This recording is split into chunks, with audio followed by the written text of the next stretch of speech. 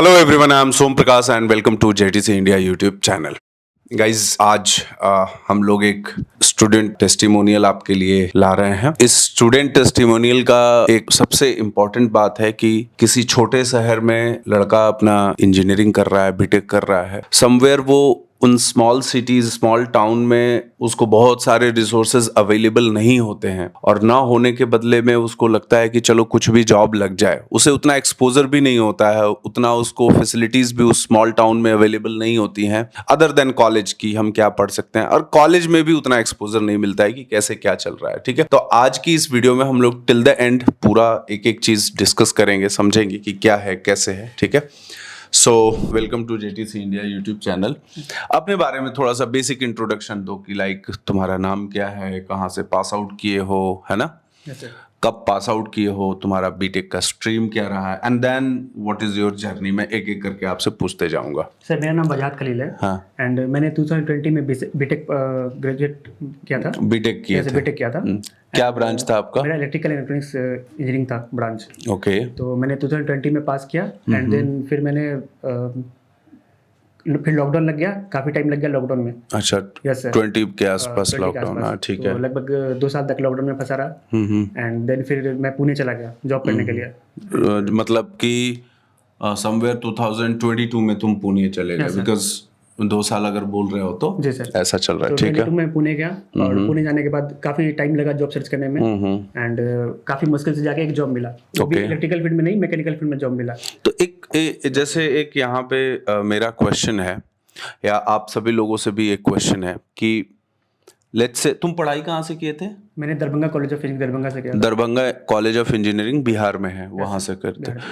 तो वहां से सडनली ये दिमाग में कैसे आया कि इतने सारे शहर हैं, लाइक बैंगलोर है, हैदराबाद है, पुणे है, दिल्ली है, चेन्नई है, मुंबई है, तो इन सिटीज में न जाने के बदले why you moved to Pune, कि पुणे में मुझे अच्छा जॉब, ये ऐसा कैसे आया दिमाग सर में? एक्चुअली उस टाइम पे बहुत सारे लोगों ने सजेशन दिया कि पुणे में अच्छा मतलब जॉब वगैरह मिल जाता है, अभी बहुत सारी वैकेंसीज है वहाँ पे, तो वहाँ पे जाकर ट्राई करने के लिए पुणे के लिए।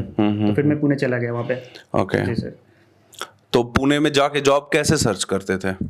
सर वो बहुत सारी कंपनीज का मैंने लिस्ट निकाला, कौन कौन सी कंपनीज अवेलेबल है। फिर वहाँ पे जाता था, सामने से जाके रिज्यूमे कंपनी को सबमिट करता था और वो फिर बात करते थे कि जॉब है कि नहीं वहाँ पे। तो वहाँ पे काफ़ी टाइम स्ट्रगल किया, लगभग 2-3 महीने 4 महीने लग गए जॉब ढूंढने में। और फिर भी जॉब जब ज्वाइन किया तो 6-7 महीने काम किया, लेकिन काम में सेटिस्फेक्शन नहीं था एंड वो मैकेनिकल फील्ड का वर्क था और उसमें ग्रोथ भी नहीं था। क्या किस तरह का काम था मैकेनिकल का? सर मेरा एक्चुअली क्वालिटी एश्योरेंस का काम था। ओके। जो बहुत सारी मशीन चलती है फैक्ट्रीज में एंड बहुत सारे लोग काम करते हैं, तो वो सब कुछ चेक करना, मशीन के पैरामीटर से लेकर सारा कुछ check बिल्कुल बिल्कुल। एक और इम्पोर्टेंट बात है, आप सब लोगों को इन बातों को ध्यान से सुनना चाहिए। बीटेक कर लिया, बीसीए कर लिया, एमसीए कर लिया, इवन बड़े सिटीज़ की भी मैं बात कर रहा हूँ, लाइक दिल्ली एनसीआर में है, बैंगलोर में है, हैदराबाद में है, चेन्नई के आसपास है, मुंबई, पुणे। तो बीटेक जो भी लड़का कर रहा है उसको बीटेक के नाम पे जॉब चाहिए, करेक्ट? और बीटेक के इमीडिएट बाद जॉब चाहिए। घर वालों का ऐसा मानना होता है कि हमारे लड़के ने बीटेक तो कर लिया, मतलब कि इसकी पढ़ाई कंप्लीट हो गई, अब क्या करना है, अब क्या चाहिए इसे।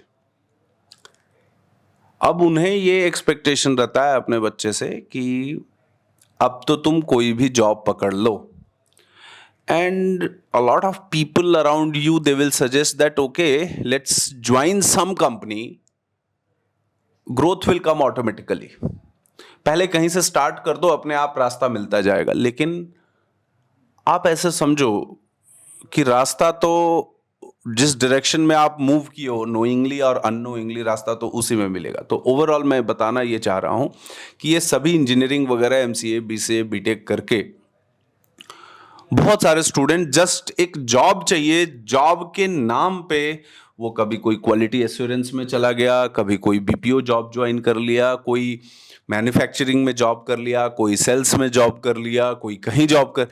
अब होता क्या है कि जो लड़के, जैसे इनिशियल लेवल पे तुमने ये आइडेंटिफाई कर लिया कि ये जॉब हमें मतलब सही नहीं लग रहा है, ऐसे तुमको वहां पे भी बहुत सारे लोग मिले होंगे जो बीटेक करके उस काम को कर रहे हैं अभी भी कर रहे हैं सर बहुत सारे लोग, और अभी भी उनका ग्रोथ कुछ भी नहीं है। मतलब कि जो बंदे वहाँ पे 2 साल से अभी भी लगे हैं, उनका अभी भी उतना ही सैलरी है, कुछ भी ग्रोथ नहीं है उसमें। और ऐसे बहुत सारे लोग हैं जो सजेशन देते हैं कि अभी भी मतलब उधर ही रहना चाहिए था, ग्रोथ हो जाता। लेकिन अब यहाँ पे जब जॉब लग गया तब सबको पता चला कि करेक्ट। अब उनको ये सरप्राइजिंग लग रहा होगा कि, तो इसमें क्या होता है कि जैसे हम लोग एक मैं बात करूं कि जेटीसी वगैरह इंस्टीट्यूट में तो होता क्या है कि आपको जो भी 20,000 22,000 25,000 रुपए मिल रहा है, मैं बार बार बोलता हूं कि देखिए, आपके लिए वो सैलरी बहुत इंपॉर्टेंट नहीं है कि जो आपके जॉब में मिल रही है, उससे कहीं ज्यादा इंपॉर्टेंट है कि what kind of work you are doing there. क्योंकि एक बार आपको अच्छा काम सीखने को मिल गया जिसमें ग्रोथ हो, अगर वो काम आप कर रहे हो, तो सैलरी अगर आज आपकी 5,000 से भी स्टार्ट हो रही है, सो वो 50,000 होने में टाइम नहीं लगेगा। वेरएज अगर डायरेक्टली आपको 50,000 भी सैलरी मिल रही है और काम आपके काम का नहीं है, तो एक टाइम के बाद बहुत चलेगा तो साल 1.5 साल 2 साल maximum, that is only the life time of that और लाइफ साइकिल ऑफ दैट। उसके बाद आपको वो जॉब तो छोड़ना ही पड़ेगा, है ना। एंड तो ये चीज है कि देखिए, बीटेक जस्ट कर लेना आपका डिग्री नहीं है। बीटेक के बाद lot of things are there, है ना, जिसको कि आपको एफर्ट डाल के चीजों को करेंगे तो लाइफ बहुत लंबी है। आप मतलब उस पे भी आपको ध्यान देना चाहिए, और इन छोटी छोटी चीजों से निकल के कहीं ना कहीं आप अपने लंबे करियर की भी तैयारी करनी चाहिए, ठीक है। अब जैसे मान लो वहां पे तुम इंटरव्यू दे रहे थे पुणे में, तो सबसे बड़ा प्रॉब्लम तुमको क्या देखने को मिला कि क्या प्रॉब्लम, क्या इश्यूज आ रहे हैं? सर एक्चुअली जो हमारा कोड ब्रांच था इलेक्ट्रिकल, उससे रिलेटेड जॉब है ही नहीं मार्केट में। मतलब कि जॉब नहीं था उससे रिलेटेड, करेक्ट। मान लो इन केस कि इलेक्ट्रिकल से रिलेटेड कुछ तो जॉब होगा ही। जैसे अब तुमको क्या कभी ये महसूस हुआ कि नहीं, इलेक्ट्रिकल में अगर मुझे ये स्किल सेट होता तो शायद मुझे अच्छा जॉब मिल जाता? जैसे सर उसमें भी अगर कुछ सॉफ्टवेयर्स होते हैं, अगर नॉलेज होता तो मिल जाता। मेरा यही कहने का मतलब है कि देखिए, आप चाहे जिस किसी फील्ड में भी हैं, किसी फील्ड का ग्रोथ कम होता है, किसी फील्ड का ग्रोथ थोड़ा ज्यादा होता है, दैट इज ओके। बट हर किसी फील्ड में आपको एक skill set, specific skill set required है। तो rather than just simply going for job, पहले आपको यह समझना चाहिए कि जो जॉब आप करने जा रहे हो, उस जॉब में जो ऑलरेडी है 4-5 साल से, समझ रहे हो मेरी बात। जैसे तुम वहां पे जॉब करने गए, तो वहां पे ऑलरेडी जो लोग 3 साल 4 साल से और भी लोग होंगे जो जॉब कर रहे होंगे, तो उनसे हमको कम से कम एक बार बात करके देखना चाहिए कि भैया तुमने कहां से स्टार्ट किया था और कहां पे पहुंचे हो। तो आप दोनों फील्ड में देखिए, जैसे आईटी सेक्टर के अंदर है, तो जो लोग 4 साल 5 साल पहले स्टार्ट किए हैं और अब जिस स्टेज में है, तो उनका भी कंपेयर करना चाहिए। तो ये एक बहुत आसान तरीका होता है जिससे कि आप ये इवेलुएट कर सकते हो कि where exactly you will be after 5 years or 3 years in general way, not I'm talking about the extraordinary journey, ठीक है। ओके चलो, तो पुणे का चैप्टर तुम्हारा somewhere you left the job, ठीक है। अब उसके बाद क्या सैलरी थी वैसे? सर सैलरी तो अभी जो मिल रहा है उससे मतलब कि अभी 6 गुना ज्यादा मिल रहा होगा उससे। अच्छा, नहीं वहां पे कितनी सैलरी थी? Almost 11,200। 11,200 after BTech in some of the company, those who are hiring BTech people, right? Yes sir. है ना, करेक्ट है। और आज तुमको क्या सैलरी मिलेगा लगभग इन हैंड, मतलब मैं बात अराउंड 6.5 LPA। 6.5 LPA, आप समझो ये ग्रोथ, ठीक है। और ये 6.5 LPA तक पहुंचने में, लेट्स से कि वो जॉब छोड़ के और जब तुम इसमें आए हो, तो उसमें कितना ड्यूरेशन लगा ओवरऑल, पढ़ के मेहनत करके सब कुछ लेने में जॉब? ओवरऑल 8 से 9 महीने लग गए सर। मतलब 9 महीना, मान लीजिए 10-11 महीने लग गए होंगे आपके, ठीक है, क्योंकि आप सेल्फ स्टडी कुछ किए होंगे, बाकी चीजें किए होंगे। लेकिन 11 महीने के अंदर आप कुछ पढ़ के कहीं तरीके से आप चले जा रहे हो, थोड़ा लेट भी होता है, इट्स ओके, है ना। लेकिन उस जॉब में आप सोचिए कि कहाँ थे, है ना। तो ये एक बहुत इंपॉर्टेंट फैक्टर। अब पता है एक चीज और मुझे तुमने भी नोटिस किया होगा, कि मार्केट में जॉब उस लड़के के लिए बिल्कुल अवेलेबल है जो लड़का उस जॉब उसको मतलब बेसिकली कह सकता हूं उसको वो जॉब चाहिए, तो वो जॉब अवेलेबल है। अब जॉब चाहिए का मतलब क्या होता है? उसके लिए वो एफर्ट डाल रहा है, उसके लिए वो पढ़ाई कर रहा है, उसके लिए तैयारी कर रहा है। हाँ, मे बी वो 8 लाख एक्सपेक्ट कर रहा है तो उसको 6.5 मिल गया। Yes, sir. ये हो सकता है। लेकिन जिसको चाहिए जॉब है, अब कुछ लोग क्या होते हैं कि वो किसी कोर्स में सिर्फ एडमिशन ले लिए, पढ़ाई वढ़ाई कुछ कर ही नहीं रहे हैं, अब फिर वो डेज काउंट करते हैं कि मुझे 1 साल हो गया, मुझे 2 साल हो गया, मुझे 5 साल हो गया, उससे क्या फर्क पड़ने वाला है ना? यहाँ पे सर एक पे एक एग्जांपल है जेटीसी में, बहुत सारे जो भी बंदे ऑलमोस्ट जो भी आते थे रेगुलरली, उन सबके पास अभी जॉब है। मतलब बैचमेट्स थे सारे। हाँ, उधर देख के बताओ। जो भी हमारे बैचमेट्स थे हाँ, जो regular पढ़ रहे थे। जी सर, पढ़ रहे डेली आ रहे थे, पढ़ रहे थे, तो उनके सबके पास ऑलमोस्ट जॉब है, सारे लोग के पास जॉब ऑलरेडी है। बिल्कुल, ये बात मैं भी बोलता हूं कि आप जेटीसी अगर आ गए हो, पढ़ रहे हो, ठीक है, तो जेटीसी में सिर्फ एडमिशन लेने का या 1 साल या 1.5 साल स्पेंड करने का बिल्कुल ये मतलब नहीं है कि आपके पास जॉब होगा ही होगा। ध्यान से समझिए, जेटीसी आने का मतलब है कि आप दिन रात लग के पढ़िए अपने अननेसेसरी के एक्सक्यूजेस को छोड़ के। अगर वो आप कर रहे हैं तो ऐसा होगा नहीं कि आपकी जॉब ना लगे। अगर वो आप काम नहीं कर रहे हैं तो आपको फिर ऐसा होगा नहीं कि आपकी जॉब हो जाए। दोनों ही केसेस हैं। और फिर क्या होता है कि मतलब मैं बहुत सारे लोगों को देखता हूं, लोग कहते हैं सर अभी जॉब नहीं हुई। मैं बोलता हूं ठीक है, क्या क्या पढ़े हो, क्या क्या तुमको आता है, इस चीजों का एक बैठ के उस बात को करने के लिए वो तैयार नहीं होते हैं। उनको लगता है कि मुझे तो इतना टाइम हो गया, अब तो जॉब लग जानी चाहिए। ये तो नहीं है पॉसिबल। आपको तो पढ़ना पड़ेगा, चाहे वो आपको जितना भी टाइम हो जाए, और उतने टाइम के बाद अगर आप पढ़ते हो so then it is okay, still you have the job, and if you are not studying then you don't have the job. ये बात आपको ध्यान में रखना। ओवरऑल जनरली तुम कितने आवर्स पर डे पढ़ते थे? सर मैं रेगुलरली जेटीसी आया हूँ। हाँ बिल्कुल आए हो, बिल्कुल हमेशा जेटीसी आया, तो almost 8 hours 8 hours per day का पढ़ाई था।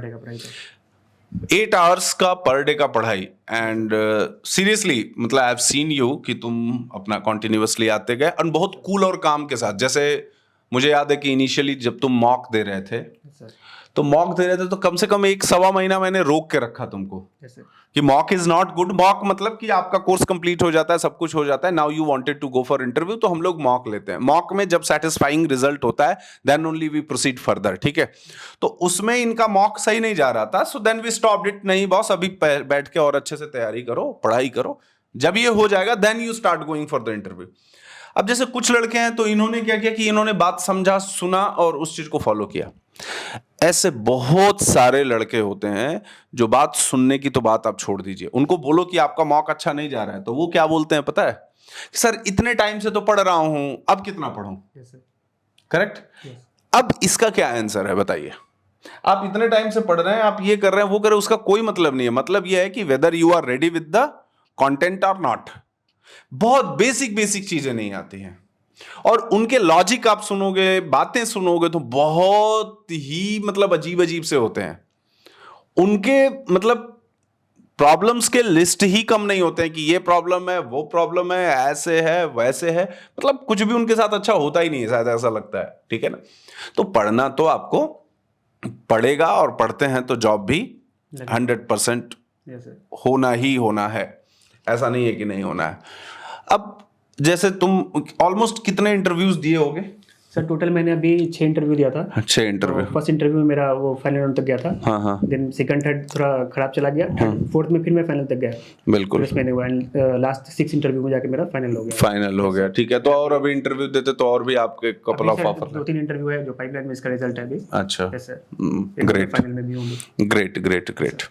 तो आप आई थिंक मेरी बातों को आप सब लोग, जितने भी लोग यहाँ पे सुन रहे हैं, वीडियो को देख रहे हैं, आपको ये बात बहुत अच्छे से समझ में आनी चाहिए।